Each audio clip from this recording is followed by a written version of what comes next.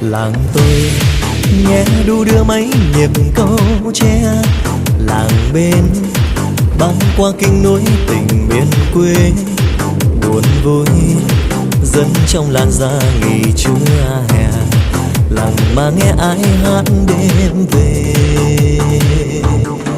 Hỏi rằng ai nâng niu mấy nhịp câu tre, lặng nghe ai ca trong nắng chiều vàng hoe. Câu tre bao nhiêu hè vui một câu về, để lòng ai quên hết nao nề.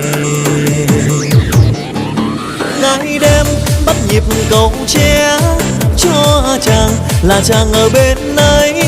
Thương em là em ở bên này. Câu tre tích tích tính tang, câu tre tang tình tình tình rằng nhớ ở đây. Thương nhau mà thương nhau, cởi áo cho nhau về nhà. Mẹ hỏi qua cầu thưa rằng qua cầu gió bay.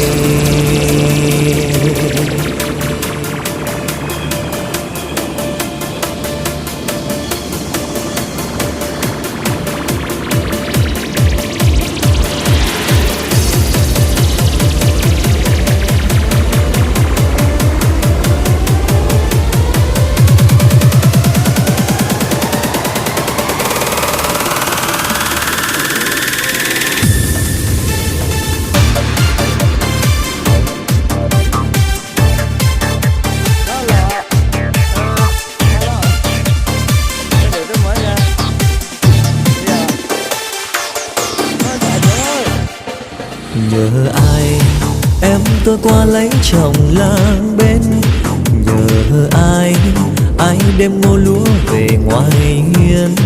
Cầu ơi ai đem tình gieo trải khắp miền, lòng cầu như đôi cánh chim hiền. Chiều nay trăng trong xanh nhớ nhịp câu duyên. Cầu ơi ai đâu quên những chiều thân tiên, lòng mong mãi cho dù sông cạn đá mòn, chỉ cầu kia muôn kia bâng còn. Ngày đêm bắt nhịp câu tre cho chàng, là chàng ở bên ấy. Thương em là em ở bên này. Câu tre tích tích tính tang, câu tre tang tình tình tình rằng nhớ ở đây. Thương nhau mà thương nhau, cởi áo cho nhau về nhà. Mẹ hỏi qua cầu thưa rằng qua cầu gió bay.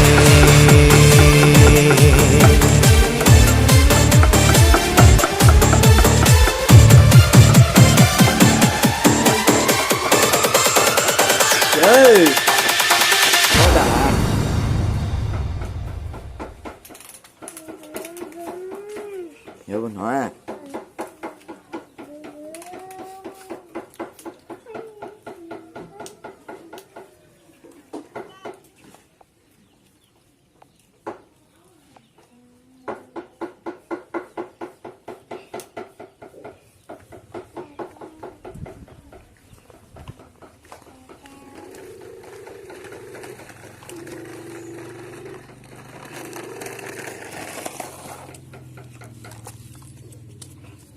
Thanh cưng.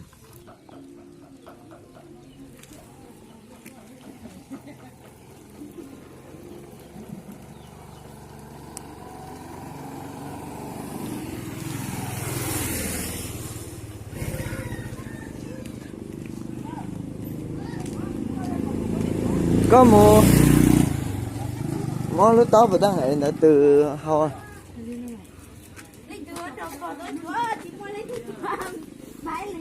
YouTube mà.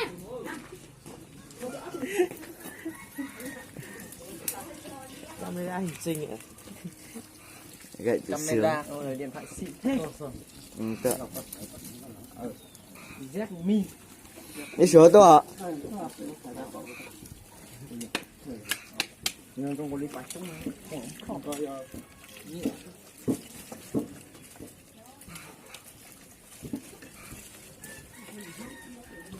buồn buồn rất nhiều.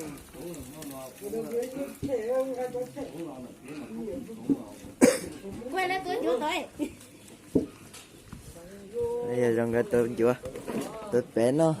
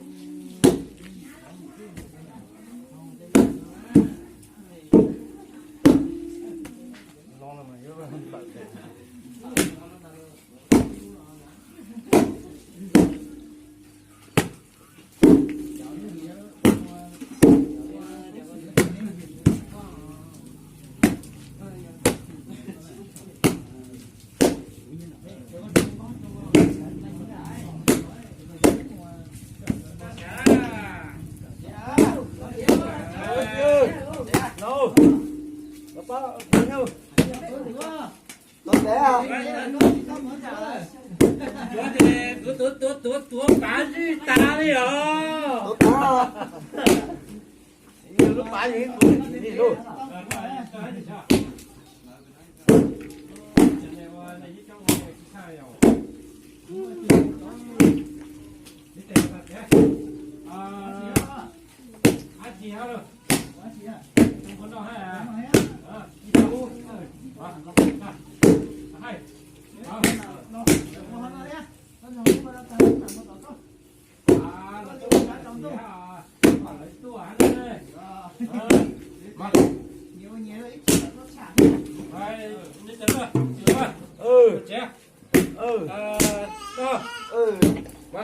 tôi bé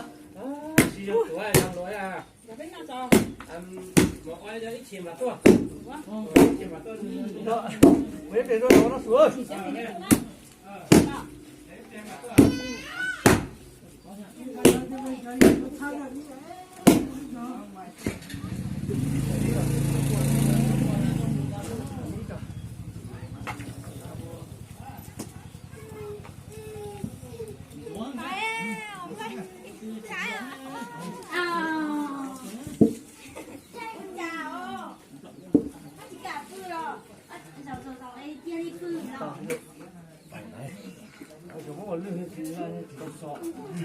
Trong con có em thì chế mà.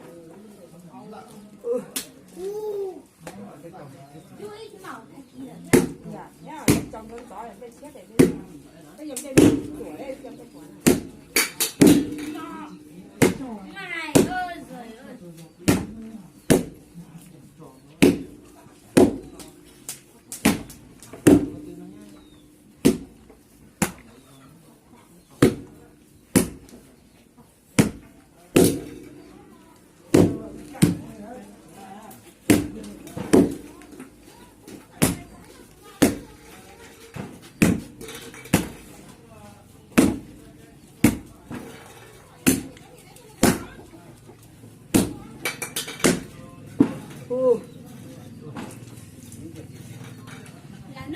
ơi. Đâu ơi. Thì mua bán lọ. Bố bỏ. Bỏ à. Bỏ rồi.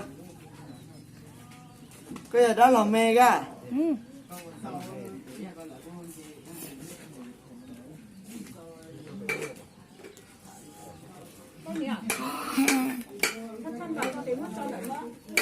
Bao giờ không à? Có nhiều thứ đã làm nè. Bao giờ không đâu mà. Ê, có cái bà có. Hello đó nghe. Họ lại cho một sửa chứ thôi. Giờ đi em để tháo.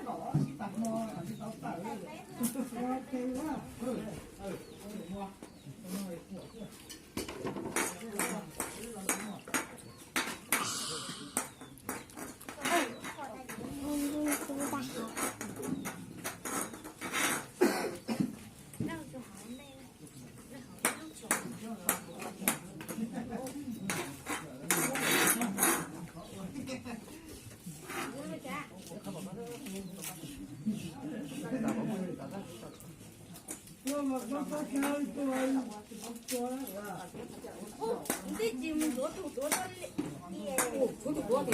아니 저 거, 난 진짜 한 좋아. 하자면 좋아 봐봐 제야.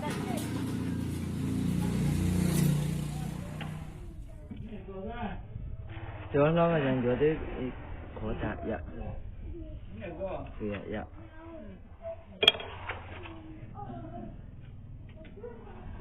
Giờ nó không có chuyện lậu. Nhưng mà phải bỏ nó nhá.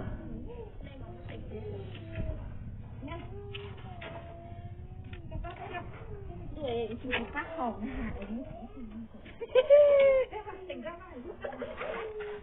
Thế chỉ mua liền hả?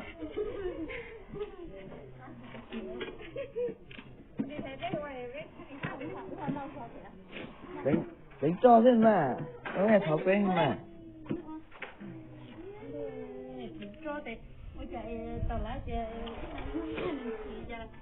lấy cho nó mà chú đá qua đi kim rồi đi em tính tiếp tính cho sẽ tên lên cho nó biết chi thì tao cho nó lấy cái tàu nó ngọc nó đi ngọc